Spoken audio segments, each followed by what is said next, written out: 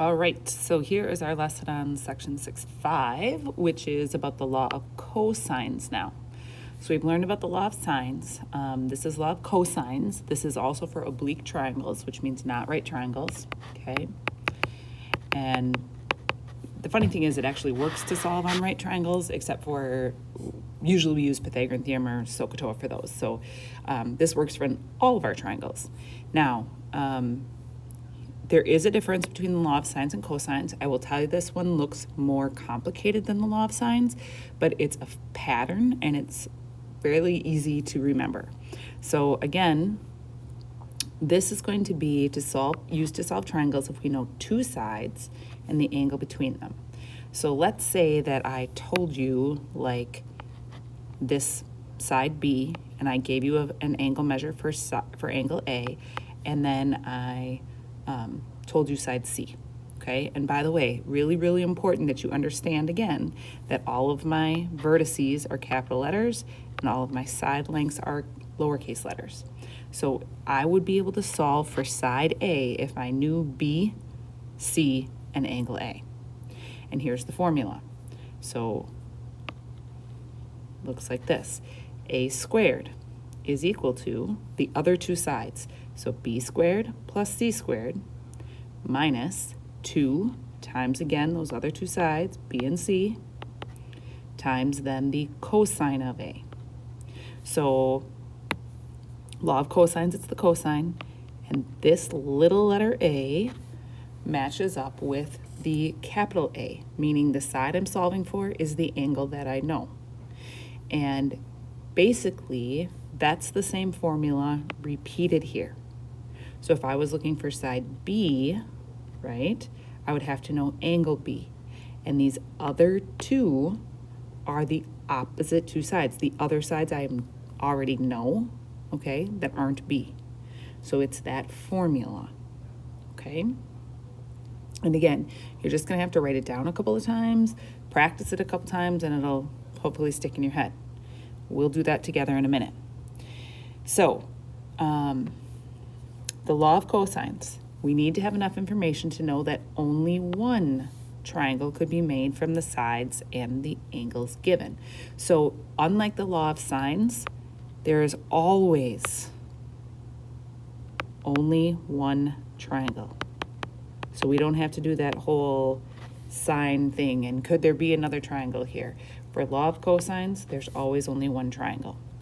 So the way we get to solve them, case one, is if I were to have side angle side. So I'm just going to kind of show you again what that means. I'd have a side, the angle between it, and the next side. So that's exactly what I showed up here, okay? In case two, I would know side, side, side, and then I would be able to solve for an angle in there. And we're going to look at what that looks like. So, excuse me, using the law of cosines to solve the following. And you may need to draw a picture. Oftentimes I want you to draw a picture. So it says a tunnel is to be built through a mountain. See my nice picture of a mountain? Woo, looks good. And I need a tunnel to get through here. So I'm calling this A and this one B, each side of the mountain. To estimate the length of that tunnel, a surveyor makes the measurements shown in the picture. So the surveyor's standing at point C, okay? So he creates this triangle. It says use the surveyor's data to approximate the length of the tunnel. So what I'm trying to solve for here is side C. And that's what I need because I have angle C. So using our law of cosines, here's what I'm going to write. So C is what I'm solving for. So that's going to be little c squared is going to be equal to my other two sides. There's A, there's B. So that's going to be A squared plus B squared minus 2 times the other two sides times the cosine of C, because these two things match. Okay, so there's my formula. So now I'm going to plug in everything that I know. I don't know C, I'm solving for that. A is 388 squared plus B is, oh, I did that wrong. Not that it matters too much, guys, but A really is 212 squared, because A is across from side A. Sorry about that.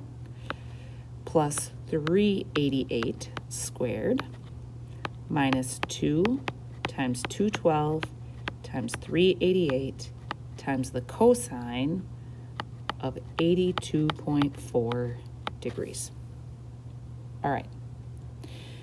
So this is a lot of stuff to plug in. You can choose to do this however you want, but let me show you how I do it, okay? I like to try to do it with as little mistake as possible. So here's what I do. I start right here, and I put into my calculator 212 squared plus 388 squared. I don't have to do anything special there. I hit equals. Gives me a big number. 195,488, okay? And then I say minus. And now I'm going to do all of this right here. So the minus, I'm leaving out of it for the moment. And I'm saying, okay, 2 times 212 times 388. Make sure, by the way, that your calculator's in degrees. Just caught that online. Times the cosine of 82.4 and hit equals.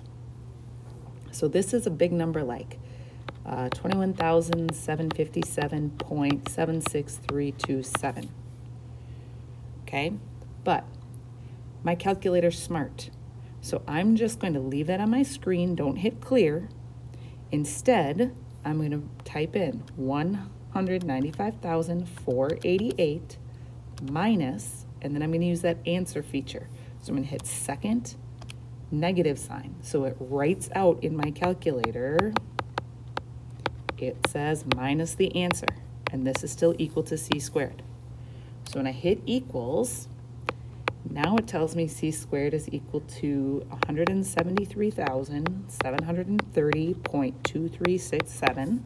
And I got all of those numbers, okay, without having to round anything or cut anything off or whatever. And then I'm just going to take the square root of that answer and hit equals. So C equals 416.8 when I round that. 416.8 feet. And that's my answer. Good. Let's go to the next page, please. All right. So finding the side, that's what I'm going to use every single time. However, when I want to find a missing angle, so basically when I'm given a triangle and I gave you all 3 sides and I want to find the missing angle in here, usually it's a little easier to work with a quote-unquote solved formula. Therefore, it's like already ready for you just to plug in the numbers and solve instead of rearranging that original formula. So let's take a look at this one right here. So here's the original formula to solve for side A. Well, what if I was going to solve for angle A? Okay, so I'm going to show you what I would do. First, I'm going to take away, First, I'm going to take away A squared from both sides. And at the same time, I'm going to add the 2BC cosine A to both sides of my equation, which will give me then 2BC cosine of A is going to be equal to B squared plus C squared minus A squared. Now I want to solve this for the cosine of A. That means I'm going to divide by 2BC. So this says that the cosine of A is equal to B squared plus C squared minus A squared all over 2BC. All right. This is the formula that we're going to use. So notice everything over here is sides. It's small letters. And again, this is a formula. It's got a pattern. So let's say I was trying to solve for angle B. I start with the 2 sides that are not angle B. So in this case, it'd be like A squared plus C squared, and then I subtract B squared all over 2 times my other 2 sides. So the only place that the b's are the same is right there. And it works also for cosine of c. It would be b squared, well, I suppose a squared, doesn't really matter which order, a squared plus b squared minus c squared over 2ab. So that's the formula I'm going to use if I'm choosing to solve or if I'm solving for the angle. So let's take a look. It says that the sides of a triangle are 5, 8, and 12. So we're just going to draw this triangle. So if I call that A, B, and C, side A is 5, side B is 8, side C is 12. Okay? And it says, find the angles of the triangle. So what if I start here at angle A? That means that I'm going to use that formula that says the cosine of angle A is going to be equal to b squared plus c squared minus a squared all over 2bc. So let's plug it in.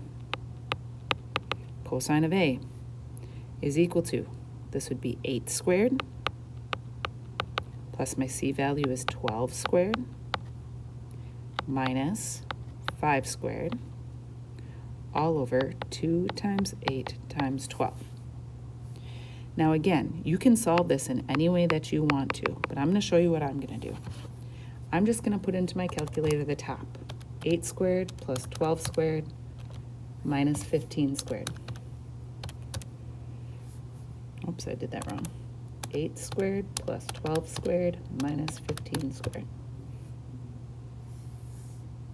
Well, that's because it's not 15. 8 squared plus 12 squared minus 5 squared is 183. Okay. On the bottom, I'm taking 2 times 8 times 12. That's 196. Oh, not 96, 192. Geez, how many mistakes can I make today? Okay, so now I'm going to get A out of there. That means I'm going to use the inverse cosine. So A is equal to the inverse cosine of 183 divided by 192. So I literally put that into my calculator. It's already in degrees. I hit second cosine. 183 divided by 192. Hit equals. A is equal to 17.6 degrees. There's my first answer. All right. Now, 17.6 right here is good, but I need to solve for all three angles. So what if I want to solve for angle B? Same formula is necessary. By the way, some of you might be thinking, well, now I have enough information that I could use the law of sines. Here's the thing. You need to write this down, okay? If you start with the law of cosines, finish with the law of cosines.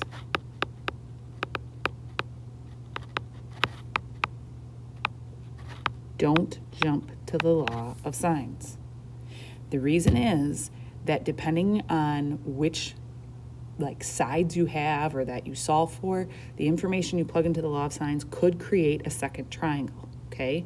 We don't want that. There is only one triangle, but you don't want to, you might solve and get the wrong answer. So it's just way, way, way better that if I start with the law of cosines to finish with the law of cosines. Don't jump ship. All right. Therefore, cosine of B is going to be equal to that A squared plus C squared minus B squared all over 2AC. If you want to try it, pause the video and go ahead. All right, I'm going to fill this in. Cosine of B is going to be equal to 5 squared plus 12 squared minus 8 squared over 2 times 5 times 12. So that means that the cosine of B is really equal to 105 over 120. So B is equal to the inverse cosine of that. So angle B is going to be 29 degrees because that is 28.95, so that rounds up. So B is equal to 29 degrees. Now, I also need to know angle C. Do I have to do this whole thing again? No. I can just use the fact that the whole thing adds up to 180. So if I took 17.6 plus 29, that's 46.6, take away 180. So angle C is going to be equal to 133.4 degrees. All right, good. Now you're probably going to be really happy. We're going to skip this year. Navigation, heading, and bearing. I think it's kind of fun, but you're going to be okay if we skip it. So we're going to skip that. Go to the next page, please. This is also about heading and bearing. We're going to skip that too. So we're going to end just with this last thing, which is Huron's formula. Okay? And Huron's formula is another way to find the area of a triangle. So let's review. Way back when, we learned that the area of a triangle is 1/2 base times height. That's always true still, but that requires us to have a base or a height or both. Then we learned last chapter, actually this chapter, that the area of a triangle can be 1/2 a times b times the sine of theta if theta is the angle in between a and b. So here's option 1, here's option 2. Now we have option 3 called Huron's formula. And what this says is that the area of a triangle is equal to the square root of s times s minus a times s minus b times s minus c, where s is called the semi-perimeter. It's half of my perimeter. So I add up all my sides and divide it by 2. That's called the semi-perimeter, or that's half of my perimeter. So how do I use this when I'm given all the sides? A businesswoman wishes to buy a triangular lot in a busy downtown location. You've seen lots like that. 2 streets converge, kind of look like this, okay? She wants to buy this lot. So the lot frontages on the 3 adjacent streets are 125 feet, 280 feet, and 315 feet. I want to find the area of the lot. That means that I have to first, so the area formula is the square root of s times s minus a times s minus b times s minus c. So I can just label these as a, b, and c because it doesn't matter what order those are in. But in order to find s is called the semi-perimeter. So s is equal to 1/2 of 125 plus 280 plus 315. So when I add that up, divide by 2, s is equal to 360. So I'm going to plug it in. Area is equal to the square root of 360 times 360 minus 125 times 360 minus 280 times 360 minus 315. And, you know, maybe you want to do that math a little bit more before you write it down. That could be 360 times 235 times 80 times 45. So I'm just going to go ahead and multiply those. 360 times 235 times 80 times 45. Just to double check, that's a really big number, like 304,560,000.